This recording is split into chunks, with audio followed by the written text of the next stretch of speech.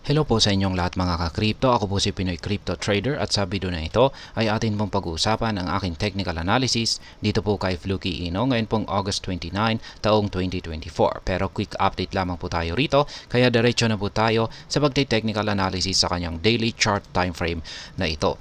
At ayan, base po sa aking analysis ay mukhang maganda po ang ipinapakita na magiging performance nitong si Fluky Ino sa mga paparating na araw. Kung saan ay nakikita ko po rito na ito po ay magpapatuloy sa kanyang pag-angat sa presyo kung saan ay tatangkain po niya o susubukan po niyang basagin yung major resistance line natin dito na nakaabang sa 30 digits 16691 at kung pag nagawa po niyang basagin ito ay sa tingin ko ay magresulta po ito sa kanyang matinding pag-angat sa presyo or makakaranas po siya ng isang bullish breakout kung saan ay magresulta sa isang bullish rally at depende po sa kung gaano katindi yung kanyang bullish momentum na ito ay sa tingin ko ay ang pinaka mabilis po niyang aakyatin ay ang 30 digits 2869 at posibleng makaranas siya ng correction or retracement dito at kung pag nagpatuloy po yung kanyang bullish momentum ay saka po niya aakyatin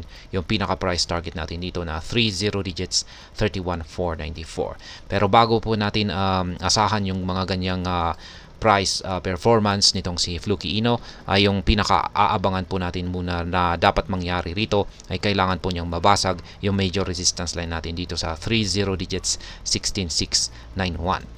Kaya ayan, napakaganda po yung ating pinapakita ng indicators natin dito kay Fluky Ino. Kung saan ay ang una, ang ating Hall Street indicator dito ay kulay green at habang humahaba po yung katawan nito ay tumataba.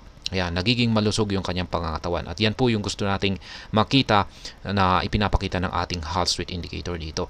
Kasi yung pag nagpatuloy po yan ay ibig pong sabihin ay tuloy-tuloy lamang po na lumalakas yung bullish momentum nitong si Fluky Ino or sa madaling salita ay tuloy-tuloy lamang po yung pag-angat ng presyo nito. At ganun din po yung ating QQE mod indicator dito. Mapapansin po natin na kulay blue yung mga nabubuong QQE bars natin ngayon kung saan ay nagsimula pa noong August 24. Nakaranas po siya ng minor retracement dito noong August 25 hanggang August 27. Kaya yan, nakikita natin dito na nag-reflect po yan sa QQE mod indicator natin na lumiit yung mga sukat nito. Ngayon ay maganda po yung ipinapakita ng QQE mod indicator natin ngayon simula po noong August 28 hanggang sa kasalukuyan sapagkat lumalaki po na naman yan o nagpapatuloy po na lumalaki yung sukat nito. Kaya ibig sabihin ay mas lalong tumitindi na naman ang pwersa ng mga bulls para itulak ang market price ni Fluky Ino ng pataas. Kaya yan po ang aking dahilan kung bakit ko nasabi na sa mga paparating na araw ay mukhang susubukan pong basagin ni Fluky Ino ang ating major resistance line natin dito sa 30 digits 16691 kung saan ay meron po tayong nakaabang dyan na isang sell pending order. Ayan, dito sa major resistance line na ito. Kaya ngayon ay yan po yung aking mga nananatiling live spot trading positions dito po kay Fluky Ino. Wala po tayong na-trigger na trades nitong mga nakarang araw pero yung latest trade po natin dito ay dalawang magkasunod na take profit. Ayan, una ay dito po noong August 20 at sunod ay noong August 24. Kaya naging masaya po yung trade natin dito kay Fluky Ino. Ngayon ay update po pala natin ito, minor resistance line natin sapagkat nabasag po yan at ito na po ay nagsisilbing minor support line. Color coding po natin dito is lahat ng mga kulay red ay support line, lahat naman po ng mga kulay green ay mga resistance line. Kaya ayan po yung aking mga nananatiling live spot trading positions dito po kay Fluky Ino. Meron po akong 4 na sell pending order dito sa itaas at meron din po akong 4 na buy pending order dito sa ibaba.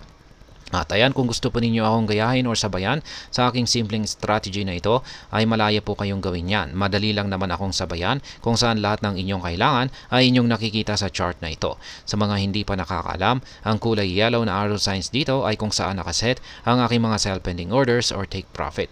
At ang mga ito ay nakaset sa mga presyo ng mga resistance levels na katapat ng mga ito. Ganon din ang mga kulay blue na arrow signs dito sa ibaba kung saan ay nakaset naman ang mga ito sa presyo ng mga support levels na katapat ng mga ito. At sa mga bago lamang po dito ay check na lamang po ninyo ang description ng video na ito para malaman kung anong platform at mga indicators ang ginagamit ko dito. At hanggang dito na lamang po tayo sa video na ito mga ka-crypto. Marami pong salamat sa panonood. Ingat po tayo lagi at God bless po sa ating lahat.